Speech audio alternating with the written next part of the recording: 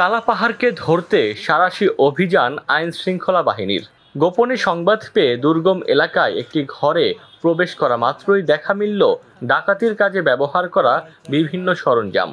নোয়াখালীর কুখ্যাত ডাকাত কালাপাহাড়কে আটকের পর দা, চাকু, হামার সহ বেশ কয়েকটি অস্ত্র জব্দ হয় এ অভিযানে। পুলিশ জানায়, নোয়াখালীর ত্রাস কালাপাহাড় দীর্ঘদিন ধরে ডাকাতি, ছিনতাই সহ সাধারণ মানুষের জনজীবন অতিষ্ঠ করে আসছিল। এরই অভিযোগে তাকে ধরতে মাঠে নামে আইনশৃঙ্খলা বাহিনী। শনিবার রাতে গোপন সংবাদের ভিত্তিতে খাগড়াছড়ির মাটিরাঙ্গা পৌর মুসলিমপাড়া এলাকার বাসিন্দা নাঈম আল সুলতানের বাসায় অভিযান চালানো হয়। এ সময় ইউসুফ প্রকাশ ওরফে কালাপাহাড়কে গ্রেফতার করা হয়। তার বিরুদ্ধে নোয়াখালীর বিভিন্ন উপজেলায় ৯টি ও নাঈম আল সুলতানের বিরুদ্ধে ৪টি ডাকাতি ও অস্ত্র আইনে মামলা রয়েছে।